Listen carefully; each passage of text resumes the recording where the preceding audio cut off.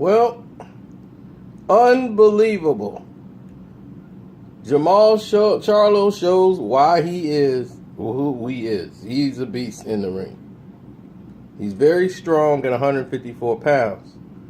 And he hits really hard, and he hits like a full middleweight. A lot stronger pound puncher than his brother. Now, like I told you, there's a lot of bad blood between the two. Jermall takes everything personal and wears it on his sleeve because he feels if you disrespect his brother, you know, I gave you guys the rundown of what was going on behind the scenes. And as you saw it today, Charlo just hurt himself by not going to touch gloves with J-Rock, who came over to say, good fight, you got me, you know, you won. From the outset, J-Rock has more boxing ability. That was evident with the definite movement, head movement, the feints, over the top, right hands, everything. What Jermall Charlo has, that's his X factor, is his power. He's very sharp, very strong. You got to get him in the late rounds. Charlo didn't get there. Williams didn't get there. He got caught with a very hard jab. Maul fights with attitude. A lot of fire, a lot of attitude. So when he hit him with that jab in the second round, that was the telling blow of the entire fight. And you saw from that point he was able to hurt J-Rock a couple of times in the fight, where J-Rock was using his boxing ability more. And you see him even in the second round, he got back in the fight. And he was winning a couple of rounds. His problem is Jermall is too strong.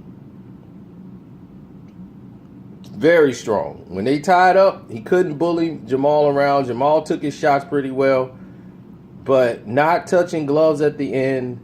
This is a sign of, his frustration. It just grows.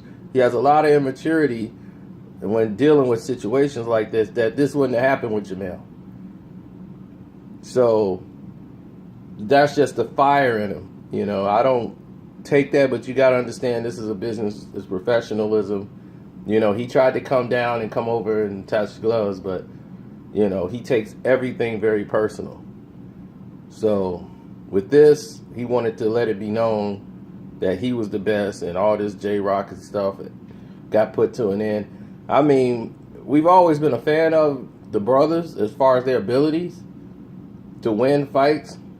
It was always like Jermall's attitude that would turn people off, and people are seeing that right now. They cheered him after the knockdown, booed him right after he wouldn't touch gloves. So what does that tell you?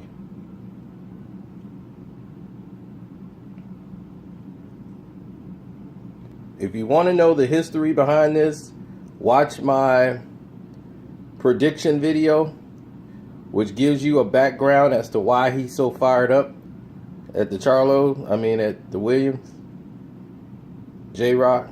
Then you will know what's been going on behind the scenes. This is the 5th round, and this is what brought an end to the conclusion in the onslaught. As you can see right here, Charlo is waiting to see what J-Rock presents. He came with a 1-2. He catches him. He leans.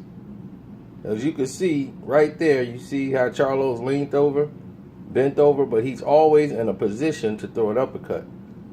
Bow! Right uppercut, right under the chin. J-Rock never saw it. His leg just gave out on him, and down he went. He was done. He got up out of pure instinct. Here it is again. Catch.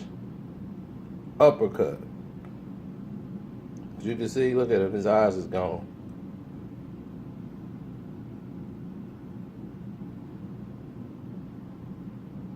And this is the end. You know, get credit for J-Rock for getting up, trying to compete. Now it's time for Demetrius Andrade, the Canelo Alvarez's. Let's get this. Let's get to the big stage. He looked great tonight, and like I said, hats go off to Jermall Charlo and the Charlo family. That's a great win, because this is I didn't have him winning. I had him losing a close decision if this thing went to the cards. And the way the fight was going, this is going just the way I predicted, except for I never saw J-Rock getting knocked down, at least out. But that is credit all due to Jermall Charlo and his team with Ronnie Shields, and what they saw is the power difference. And I'm out.